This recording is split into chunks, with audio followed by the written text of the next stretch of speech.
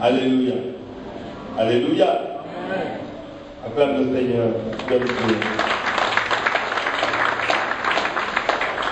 Quelqu'un a dit que le désert, je l'ai mis dans ma Bible, le désert est une période où tu agis pour toi. Alors que la bénédiction est une période où tu as pour toi, ta famille et pour les autres. Quelqu'un peut dire Amen. Mais le désert, j'ai suivi des séminaires de ce matin, il y en a que Dieu vraiment est en train de bénir. Le désert est un temps de bénédiction. Le désert est aussi le temps de la conversion. Alléluia. Les épreuves sont des temps que Dieu utilise pour notre louange. Le matin, pendant que je méditais, je disais, Seigneur, qu'est-ce que tu veux que je donne à ton peuple? Et beaucoup de choses passaient dans mon esprit. Et quand j'ai écouté les témoignages, j'ai compris que Dieu voulait m'amener quelque part. Alléluia. Alléluia. Jacques chapitre 1, verset 2. Jacques au chapitre 1, verset 2. En fait, la conversion, si je dois parler de quelque chose ce matin, c'est la conversion par le dépouillement.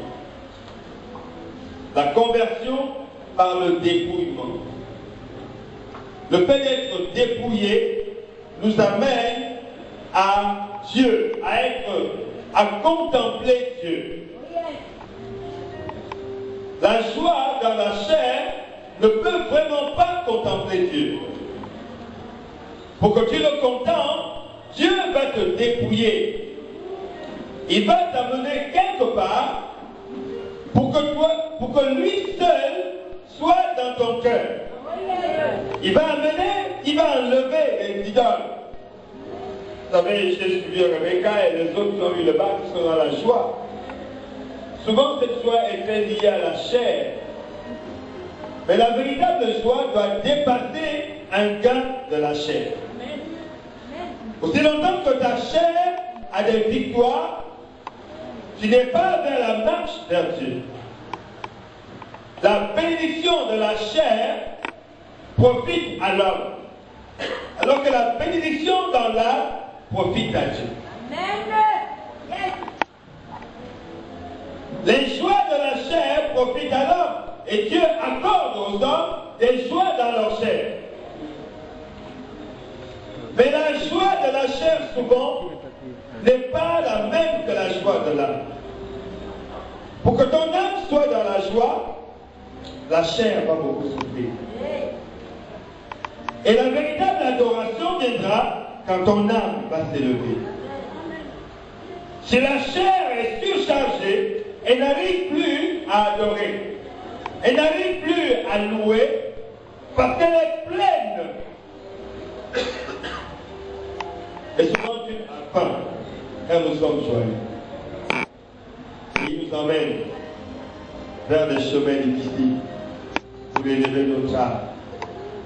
Mais souvent là, notre chair souffre. C'est la vie de l'homme. Quelqu'un peut dire Amen? Jacques chapitre 1, verset 2. C'est pour ça qu'il faut préparer le peuple.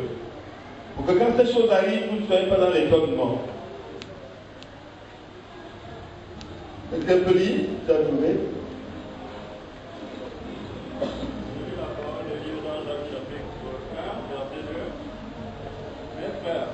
Regardez comme un sujet de joie complète et diverses épreuves auxquelles vous pouvez être exposés. Sachant que l'épreuve de votre foi produit la patience. Mais il faut que la patience accomplisse parfaitement son œuvre, afin que vous soyez parfaits et accomplis, sans faillir en rien.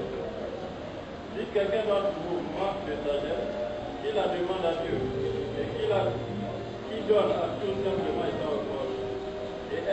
Non, il faut s'arrêter là. Mes frères, regardez comme un sujet de joie complet les diverses épreuves auxquelles vous pouvez être exposés. Regardez comme quoi un sujet de joie comment complet. ça c'est difficile. Hein? Une joie complète dans les épreuves. Les véritables chrétiens, leur joie ne dépend pas de la chair. Ce sont les bébés spirituels qui sont joyeux à cause de ce que leur chair a gagné. Lorsque ta chair a gagné quelque chose, tu es dans la joie, c'est une joie charnelle. Mais les héros dans la foi, les grands avec Dieu, trouvent leur joie quand ils sont dans l'épreuve. C'est là qu'on voit les enfants et les grands dans le Seigneur. Alléluia. L'épreuve. Parce que l'épreuve brise le moi.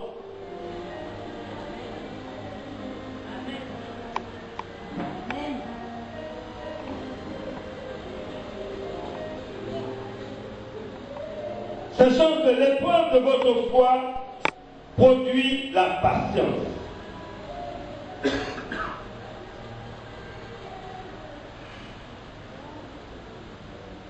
Mais il faut que la patience accomplisse parfaitement son œuvre. Afin que vous soyez parfaits et accomplis sans faillir en rien. L'épreuve de votre foi produit quoi? La patience. Quand Dieu met une épreuve dans ta vie, il veut produire quoi? La patience. Amen. Pas l'impatience, mais la patience. Mais souvent, quand nous sommes éprouvés, on est impatient. Seigneur, ça va s'arrêter quand? Il faut que tu avances. Non, non, il dit, l'épreuve de ta foi doit produire la patience. Plus c'est long, plus ça dure, plus tu te calmes. Ah, ça c'est compliqué. Alléluia. L'épreuve de ta foi produit la patience. Dans la louange, dans l'adoration, tu t'attends à Dieu. Il a libéré une parole dans ma vie. Il est fidèle. Dieu a parlé à un jeune homme qui s'appelait Joseph. Son père l'a aimé, il lui a donné une tunique à plusieurs couleurs. Et souvent le diable s'attaque à ceux qui marchent selon la parole de Dieu. Dès que quelqu'un décide de marcher selon ce que Dieu lui a dit, le diable va s'attaquer à sa foi. Il va s'attaquer à ta foi et Dieu le permet parce que l'épreuve de ta foi doit produire la patience. Un homme impatient est un homme incrédule. Parce qu'on commence par douter de ce que Dieu a dit. Est-ce que Dieu a réellement dit? L'épreuve de ta foi produit la patience. Ça veut pas dire que tu as ce que tu attends, mais tu es patient. Tu sais que Dieu a dit, il le fera. Alléluia. Il a dit